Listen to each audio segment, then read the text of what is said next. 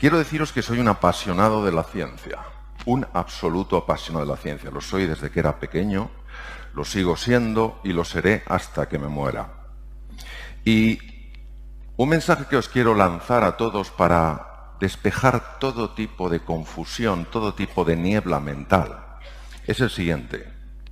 La ciencia para nada se opone a la dimensión trascendente de la existencia. Para nada. Lo que sí se opone a esto que llevamos viendo estos 2 días, el silencio, la presencia, lo que sí se opone, lo que lo niega, lo que incluso tiende a veces a hundirlo con comentarios tal vez en exceso ácidos, es una corriente filosófica que se llama el cientificismo o cientificismo, que es una corriente filosófica, no es ciencia, y que lo que dice es que lo único que es real es lo que se puede pesar y medir. Entonces, lo primero que quiero deciros es que yo, humildemente, como hombre de ciencia, os digo que la ciencia para nada está enfrentada a la grandeza del silencio, a la grandeza de la presencia, a la grandeza del encuentro.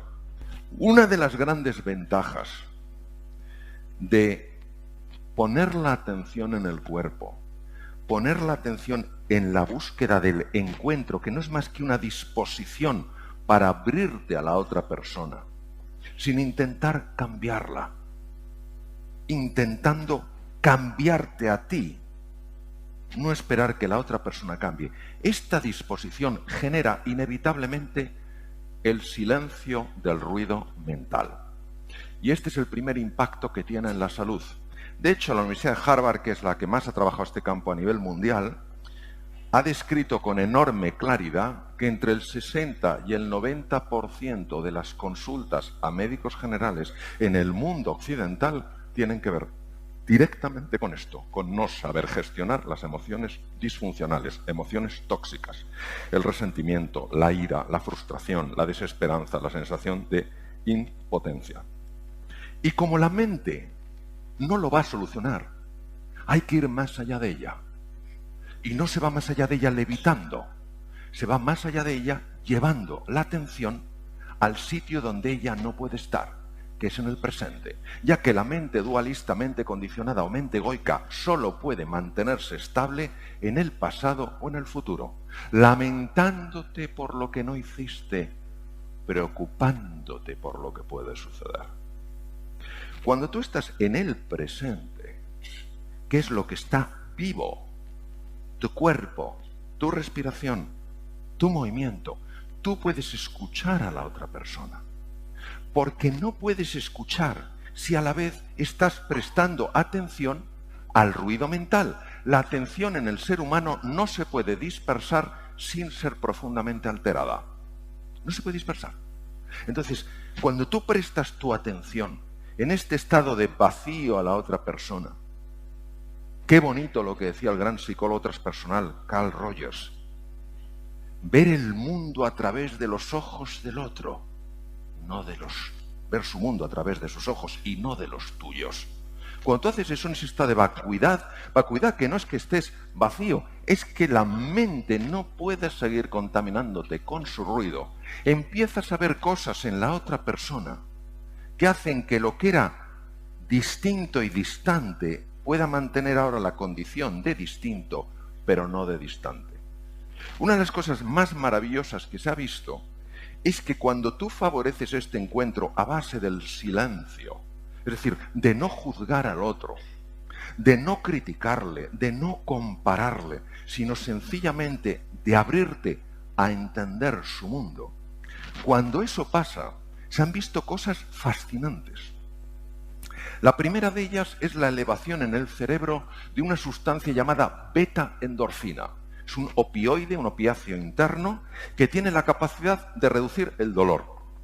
Hace unos meses, hablando a un grupo muy significativo de oncólogos, 250 oncólogos, les decía lo siguiente: pues los oncólogos muchas veces ven enfermos con dolores crónicos, personas que llevan mucho tiempo con dolor. Se ha podido observar perfectamente que cuando la relación entre el oncólogo y el paciente es una relación de cordialidad, de acogida, de deseo de conexión, de deseo de comprensión, el dolor crónico baja en intensidad. Y baja en intensidad porque las dos áreas del cerebro, el cíngulo anterior y la ínsula de Ryle, que se activan en el dolor, bajan su intensidad por la secreción de beta-endorfina. Pero no solo eso, y sería bastante. Hay otra hormona que se libera cuando dos seres humanos se encuentran. Y yo me encuentro con la otra persona cuando la cojo en lo que es, no en lo que a mí me gustaría que fuera. Y esa hormona se llama oxitocina. La oxitocina es un protector natural del corazón. Algunas damas que estáis aquí diríais, yo pensé que era solo de las mujeres. Es de las mujeres en el momento del parto, la lactación, pero es de todos en el momento del encuentro. El ser humano es un ser de encuentro, pero solo se encuentra con la otra persona cuando es capaz de acallar su ruido mental. No viste como yo, no me gusta. Es de otro partido. Esas ideas que tienes son peligrosas. Que nos pasa a todos, a mí primero.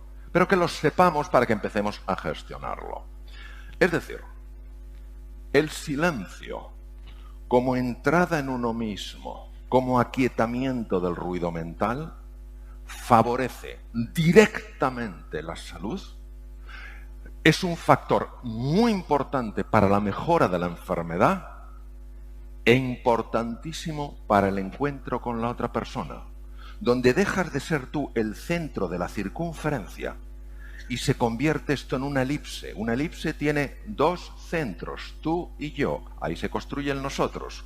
Esto es de Martin Buber. Entonces, ¿qué quiere decir?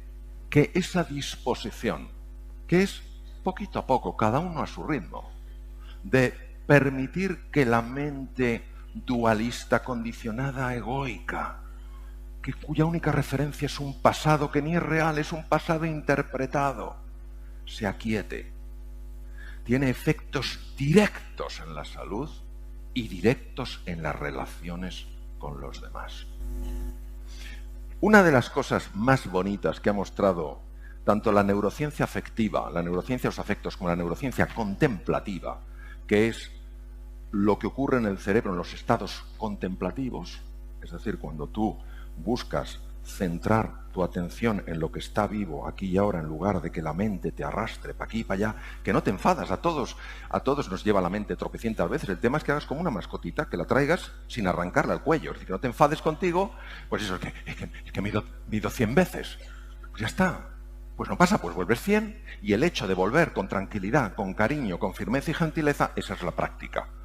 Entonces, lo que se ha visto son cambios muy profundos en el cerebro que ya no nos sorprenden porque es la neuroplasticidad. Primera cosa que os quiero contar. No sé si se va a ver muy bien, pero bueno, lo puse en colores para que se viera. Pero bueno, yo lo señalo y... Esta es la mitad del cerebro del hemisferio izquierdo. Tenemos un hemisferio derecho, que es el que se llama... Bueno, es la puerta al inconsciente, actúa directamente, los ejercicios de mindfulness actúan sincronizando los dos hemisferios, pero a lo que vamos. Hay una estructura que fue un descubrimiento fascinante, que es el descubrimiento de que la mente jamás descansa. Nunca, nunca, nunca, nunca. ¿Quién ha tenido la siguiente experiencia? Se monta en su coche y ya va en piloto automático. Una cosa increíble. No eres ¿entendéis? No eres consciente. Esto es porque entra un sistema neuronal altísimamente complejo que se llama la red neuronal por defecto. La red neuronal por defecto es lo que entra cuando tú no estás atento al presente. Aunque hay alguna publicación que dice que esta especie de estar perdido en el mundo mundial puede favorecer la creatividad, hay muchos más artículos y de mucho mayor peso que sostienen que cuando tienes demasiado activa la red neuronal por defecto, no puedes estar en el presente. ¿Por qué? Porque estás... ¿no? ¿Me entendéis? Entonces estás conduciendo y estás recordando algo que te pasó, algo que a dónde vas, pero no estás aquí. Aumenta de forma muy clara la posibilidad de tener accidentes. ¿Por qué? Muy fácil, porque no estás presente a lo que pasa. Hasta aquí todos, ¿no? Pero lo más interesante es que la red neuronal por defecto parece ser y esto claro, siempre hay que hablar con mucha humildad cuando se comentan cosas del cerebro, el origen de la mente errante, que es gran parte del origen del sufrimiento humano. La mente errante es lo que está constantemente reconstruyendo el ego. Voy a acabar con una frase de un literato, de un autor que a mí me sobrecoge cuando le leo, que es Albert Camus, que ganó en el 56 el Premio Nobel de Literatura. Para que lo tengamos siempre presente, desde el reconocimiento, no desde la arrogancia. En medio del duro invierno, descubrí por fin que dentro de mí hay un ser invencible. Gracias.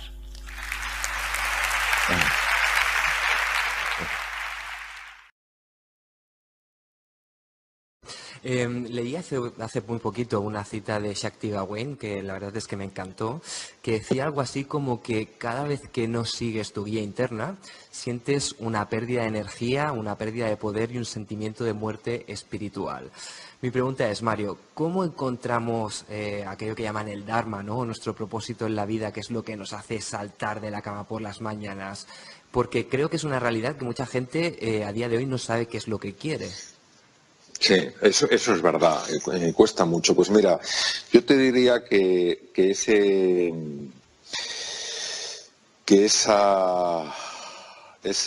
gift, ese don, da pistas. Es decir, al menos en lo que ha sido mi vida, no es algo que aparezca con trompetas, clarinetes y tambores y de repente digas, esto es lo mío. Mira, yo te voy a contar muy brevemente dónde verdaderamente entiendo que está mi don y cómo dio pistas. Mi don está en mi capacidad de comunicar. Entonces, yo jamás le di ninguna importancia a mi capacidad de comunicar. Pero ya me llamaba la atención que cuando era pequeño y contaba un cuento, pues la gente se quedaba realmente absorta. Cuando yo a mis hijos, siendo pequeños, les contaba cuentos, no solo se quedaban absortos, sino que querían grabarme y empezaron a grabarme los cuentos y yo no lo entendía porque me parecía que aquellos cuentos que me inventaba no eran interesantes para una grabación. Cuando yo hablaba con mis enfermos, antes de que entraran a quirófano, cuando hablaba con las familias, observaba que se producía en ellos una sensación de calma realmente notable. Pero para mí eso era normal porque no me costaba, o sea, era algo totalmente natural y si no lo hubiera hecho me hubiera sentido raro. ¿Quién me iba a decir a mí, años después, que eso se convertiría pues, en mi forma actual, digamos, por describirlo de una manera, mi forma actual de vida, que sería a través de la comunicación, donde tendría mi mayor capacidad de influencia?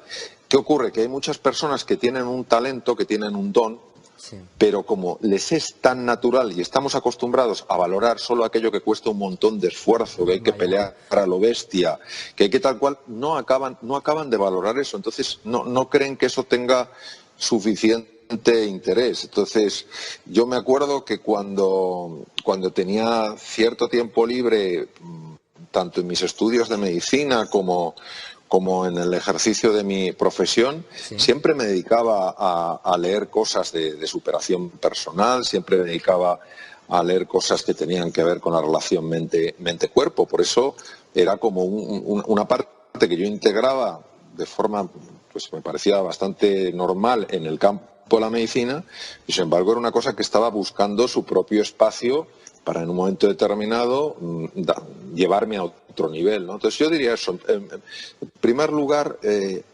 creo que hay que entender que toda persona tiene un don para algo. Y que ese don, cuando tú lo tienes, no sabes que es un don, pero los demás ven que es un don. Y que precisamente porque es natural en ti, porque fluye, no sueles darle importancia.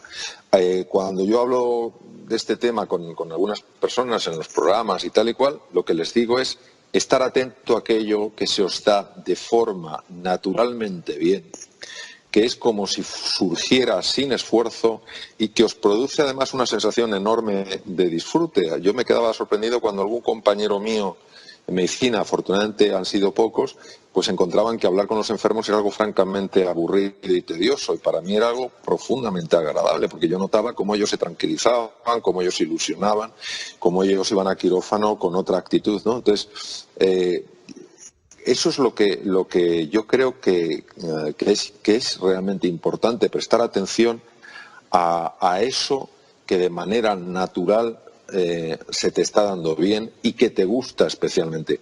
Y también hay que entender que ejercitar un don no ha de buscar el que los demás te aplaudan o el que los demás te valoren. Siempre es muy agradable que te aplaudan y te valoren. Pero el tema del don, para mí la belleza del don es que te ayuda a desplegar tu potencial. Es a través de tu don, a través del ejercicio, en este caso en lo que a mí respecta, sobre todo de la comunicación, me ayuda a mejorar como persona, me ayuda a evolucionar, ¿no? Ahora, es verdad, Víctor, y así lo he vivido, Sí. que el don curiosamente es muy sutil. Y creo que es muy sutil y a veces es difícil de escuchar porque hemos perdido mucha conexión con la dimensión profunda de nuestra existencia.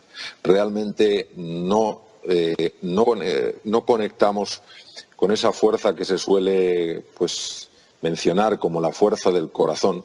Y claro, esto es como si estamos escuchando una orquesta, hay un hay un músico que está tocando con un violín Stradivarius, que es un instrumento que puede valer 2 o 3 millones de euros y por supuesto no se venden porque nadie los quiere vender.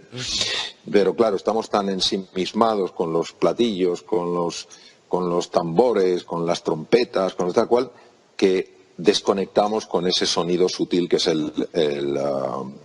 el sonido del violín. Y por eso creo que en el trabajo para descubrir el don, una de las cosas más importantes es la meditación, es decir, el entrar en silencio, entrar en el vacío y conectar con aquello que está más allá del ruido, más allá de la vorágine, más allá de las prisas.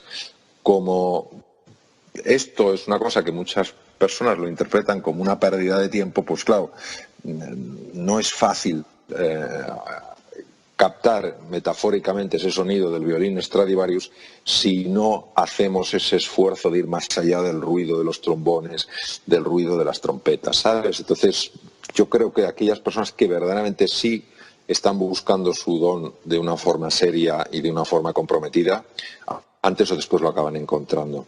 Sí. Es cuando encontramos ese don, cuando se acaba la insatisfacción y ese sentimiento de vacío, porque hay gente que hace lo que hace sin saber por qué lo hace.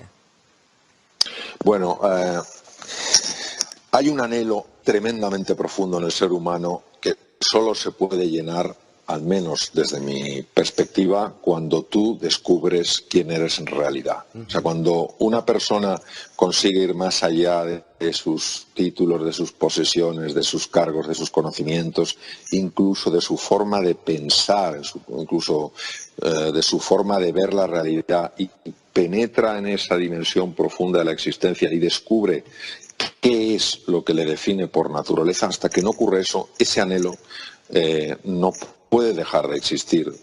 Yo lo explicaría de la siguiente manera. Imaginemos que en un momento determinado hemos experimentado una dicha, una alegría, una serenidad, un entusiasmo fuera de lo normal. Y llega un momento en el que nos quedamos dormidos y dentro del sueño tenemos una vida, mientras estamos soñando, tenemos una vida llena de dificultades, llena de conflictos, llena de sufrimientos, llena de tropiezos. Pero algo dentro de nuestro ser nos está diciendo que estamos dormidos y que esa lucha, ese sufrimiento, ese desgaste que estamos experimentando durante el sueño es porque estamos dormidos. Que en realidad, en el momento en que despertemos, nos daremos cuenta que hay dicha, que hay alegría y que hay entusiasmo. Ese anhelo tan sutil, ese anhelo tan fino, está presente en todo ser humano. ¿Qué ocurre? Que muchas veces uno lo quiere llenar o lo quiere colmar con el tener. Y no se puede colmar con el tener, solo se colma con el ser quien realmente eres, no quien te crees que eres. Por eso el anhelo profundo que todo ser humano sin excepción tiene lo que nos pide, al menos desde mi experiencia, es que despertemos de la pesadilla, despertemos del drama del sueño y nos demos cuenta pues, que en la vida pasan cosas, que en la vida pasan cosas que duelen, que en la vida pasan cosas difíciles, pero como decía una queridísima amiga mía, María de Villota, la vida es un regalo. Entonces, hasta que uno no se da cuenta de que verdaderamente la vida es un regalo, a pesar, digo, de tropiezos, dificultades, dolores y cosas que hacen que lo pasemos mal, hasta que no tengamos este sentido profundo de gratitud, creo que no podremos haber colmado ese anhelo. Has comentado en esta entrevista, Mario, la importancia de conectar con ese don, ¿no? De conocerse a uno mismo, de meditar. Y de hecho también he escuchado en muchas de tus entrevistas lo conveniente que es pararse a reflexionar, ¿no? Para conectar contigo mismo y demás. Y muchos de nosotros vivimos presos del ajetreo en el día a día y casi en piloto automático. ¿Cuál es tu propuesta para pasar del piloto automático a tomar conciencia? Yo creo que uno pasa del piloto automático a tomar conciencia cuando está harto de estar harto, ¿sabes? Cuando uno se da cuenta, vamos a ver, nosotros vivimos en piloto automático porque pensamos que no hay otra forma de vivir. Ajá. Así de claro. O sea, nosotros vivimos en piloto automático porque pensamos que solo cuando se vive en piloto automático uno es eficiente, uno es creativo, uno logra cosas, etcétera, etcétera. Sí. Esto es como el pez no sabe que está dentro del agua hasta que le sacan de ella. Pues nosotros andamos dentro del agua pensando que no hay más mundo. Y entonces decimos, bueno, pero no hay más mundo que el mundo de las prisas, no hay más mundo que el mundo de estar en 27 cosas a la vez. Y realmente eso es lo que nos ocurre. ¿Qué pasa? Que cuando tú oyes algo, lees algo, ves algo que de alguna manera te hace descubrir, te hace caer en la cuenta de que sí hay otro mundo posible, entonces te planteas mirar en otra dirección. Ajá. Cuando comentaba antes Víctor, uno está harto de estar harto y dice yo así no sigo. Por ejemplo, la persona que después de prisa para aquí, prisa para allá, angustia para aquí, angustia para allá, le da un infarto y es una persona a lo mejor muy joven y dice, pero ¿cómo es posible que esto me pase? O es una persona que tiene pues resuelto su tema económico, pero ve que sigue queriendo más y más y que se sigue angustiando pues porque no tiene todo lo que quiere tener cuando en realidad ya tiene mucho. Entonces, ese caer en la cuenta, eso que me gusta llamar insatisfacción inspiradora, es lo que hace que una persona se pare. ¿Qué ocurre? Que da mucho vértigo porque hemos cogido mucha inercia. Entonces, da mucho vértigo pararse porque uno piensa que pararse es el fin. No, ¿qué va? Hoy sabemos que la desaceleración de una persona reequilibra el sistema nervioso central, lo sabemos, está demostrado. Las personas que, por ejemplo, consiguen pararse unos minutos,